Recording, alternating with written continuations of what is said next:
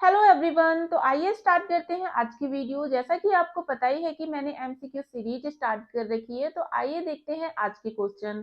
आज का आपका पहला क्वेश्चन है, ऋग्वैदिक धर्म था बहुदेववादी, एकेश्वरवादी, अद्वैतवादी या फिर निवृत्त मार्गी। तो आपका जो राइट आंसर है वो है ए, यानी कि बहुदेववादी। मतलब कि ऋग्वैदिक काल में बहुत सारे देवी देवताओं की पूजा की जाती थी, जैसे आकाश के देवता की, अंतरिक्ष के देवता की या फिर पृथ्वी के देवता की। तो इसीलिए इसका राइट आंसर क्या है, बहुदेववादी, यानी कि यहाँ पे बहुत सारे देवी देवताओं की पूजा की जाती थी। अगला क्वेश्चन है आपका, सर्वाधिक ऋग्वैदिक सूक्त किसे समर्पित है? तो आपके पास ऑप्शन है अग्नि को, इंद्र को, रुद्र को या फिर विष्णु को। तो आपका जो राइट आंसर है वो है बी, यानी कि इंद्र को सबसे ज्यादा ऋग्वैदिक सूक्त समर्पित है। कितने सूक्त समर्पित है इंद्र को? 250। ठीक है। इसके बाद आपका अगला क्वेश्चन है, निम्नलिखित में से किसे ऋग्वेद में युद्ध देवता समझा जाता है? तो आपके पास चार ऑप्शन है, अग्नि, इंद्र, सूर्य या फिर वरुण। तो आपका जो राइट आंसर है वो है इंद्र। इंद्र को ऋग्वेद में युद्ध देवता समझा जाता है। ठीक है। इसके अलावा इसे वर्षा का देवता भी कहा जाता है। तो राइट आंसर है आपका बी। इसके बाद आपका अगला क्वेश्चन है, ऋग्वेद में सर्वाधिक संख्या में मंत्र संबंधित है किस देवता से? आपके पास ऑप्शन है अग्नि, वरुण, विष्णु या फिर यम। तो आपका जो राइट आंसर है वो है ए, यानी कि अग्नि। वैसे तो इंद्र को सबसे ज्यादा समर्पित है 250। इसके बाद अग्नि को कितने हैं, इसको 200। ठीक है। तो आपका इसमें इसमें क्योंकि इंद्र का ऑप्शन तो दिया नहीं है, तो इसीलिए इसका राइट आंसर क्या होगा, ए, यानी कि अग्नि। अगर यहाँ पे इंद्र आंसर दिया होता तो आपका जो राइट आंसर हो जाता वो इंद्र ही माना जाता। ठीक है। इसके बाद आपका अगला क्वेश्चन है, 800 ईसा पूर्व से 600 ईसा पूर्व का काल किस युग से जुड़ा है? तो आपके पास चार ऑप्शन है, ब्राह्मण युग, सूत्र युग, रामायण युग या फिर महाभारत युग। तो आपका जो राइट आंसर है वो है ए, यानी कि ब्राह्मण युग। ये वैदिक काल का टाइमिंग पीरियड है। ठीक है। तो राइट आंसर इसका ए है। इसके बाद आपका अगला क्वेश्चन है, गायत्री मंत्र किस पुस्तक में मिलता है?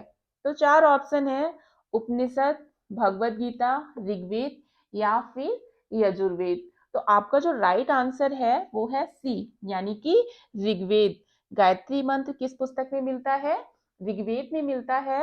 और ऋग्वेद के कौन से मंडल में? तो तीसरे मंडल में। ठीक है।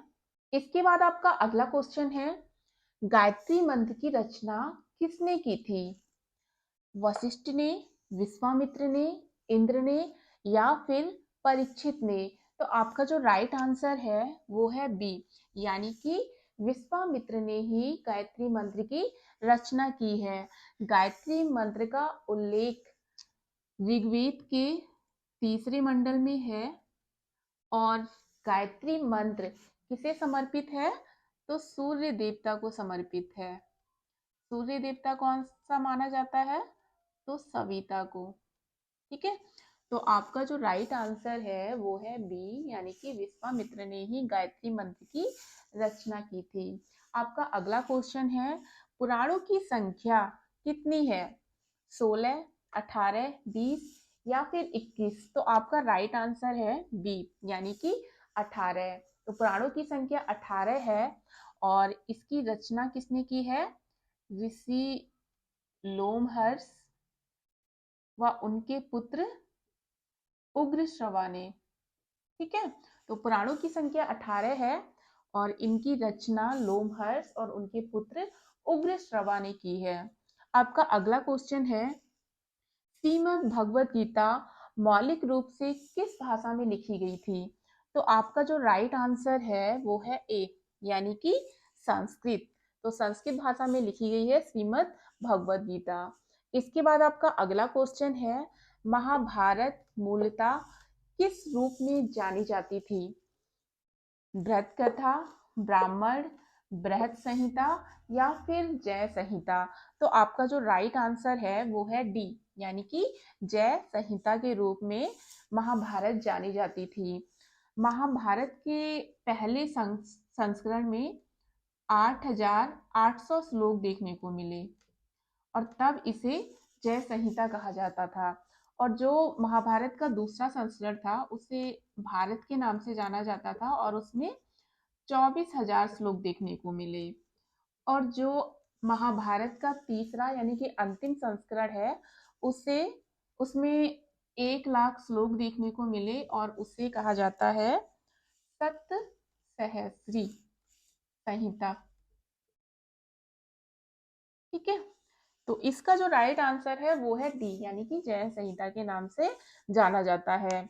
अगला क्वेश्चन है आपका, सत्य सहस्री संहिता उपनाम निम्नलिखित में से किस ग्रंथ का है? ऋग्वेद, रामायण, महाभारत या फिर अथर्ववेद? तो आपका राइट आंसर क्या है? अभी आपने देखा ही, मैंने क्या बताया था कि जो महाभारत का अंतिम संस्करण है सत्य सहस्री संहिता के नाम से जाना जाता था और इसमें 1,00,000 श्लोक देखने को मिले। ठीक है, तो कौन सा इसका राइट आंसर होगा? सी, महाभारत ग्रंथ का है। ठीक है, अगला क्वेश्चन है आपका, हिंदू पौराणिक कथा के अनुसार सर्प मंथन हेतु किस सर्प ने रस्सी के रूप में स्वयं को प्रस्तुत किया? कालिया ने, वासुकी ने, पुष्कर ने या फिर शेषनाग ने? तो आपका जो राइट आंसर है वो है बी, यानी कि वासुकी। और वासुकी कौन था?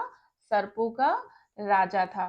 ठीक है, तो सर्पों के राजा वासुकी ने सर्प मंथन हेतु क्या किया? रस्सी के रूप में स्वयं को प्रस्तुत किया।